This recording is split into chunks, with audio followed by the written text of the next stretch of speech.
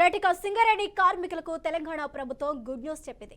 2023-24 ఏడాదిలో సింగరేణికి 4701 కోట్లు లాభం వచ్చిందని తెలిపింది. ఇందులో కార్మికులకు 796 కోట్లు బోనస్ గా ఇస్తామని CM Revanth Reddy deputy CM బట్టి విక్రమార్క ప్రకటించారు.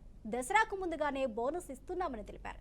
ఒక్కొక్క కార్మికుడికి 1,90,000 రూపాయలు బోనస్ ఇస్తామని చెప్పారు. ఒప్పంద ఉద్యోగులకు సైతం ఒక్కొక్కరికి 5,000 చొప్పున ఇవ్వాలని నిర్ణయించినట్లు వెల్లడించారు.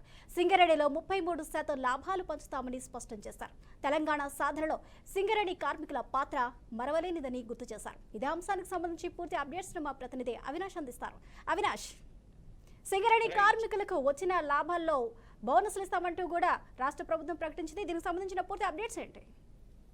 రైట్ స్వప్న, దీనికి సంబంధించి ఇది నిజంగా చాలా శుభవార్త అని చెప్పుకోవచ్చు. ఎందుకంటే తెలంగాణ ఉద్యమ సమయంలో సింగరేణి కార్మికులు చేసినటువంటి సేవ ఎనలేనిది. ఇటు ఆర్టీసీ కార్మికులే కావచ్చు, లేదంటే సింగరేణి కార్మికులే కావచ్చు, వాళ్ళ యొక్క పూర్తి శక్తిని పెట్టి వాళ్ళు తెలంగాణ ఉద్యమాన్ని ముందుండి నడిపించినటువంటి తీరు మనం చూసాం. గత కొన్నేళ్లుగా, అంటే గత ప్రభుత్వం అధికారంలో ఉన్నప్పుడు 10 ఏళ్ల పాటు బీఆర్ఎస్ చేతిలో ఉన్నటువంటి సింగరేణి సంస్థని రీసెంట్ గానే కాంగ్రెస్ కూడా జరిగినటువంటి లోకల్ బాడీ ఎలక్షన్స్ లో దక్కించుకోవడం జరిగింది. సో దీన్ని బట్టి మనం అర్థం చేసుకోవచ్చు అక్కడ ఉన్నటువంటి కార్మికులు గత ప్రభుత్వం మీద లేదా గత కంపెనీల మీద ఎంత కోపంగా ఉన్నారనేటువంటిది. అదే సందర్భంలో ఇప్పుడు దసరా కంటే ముందే ప్రభుత్వం ఏదైతే బోనస్ అనౌన్స్ చేసిందో 33% ఆఫ్ బోనస్ అనేటువంటి చాలా పెద్ద మాటగానే మనం చెప్పుకోవచ్చు.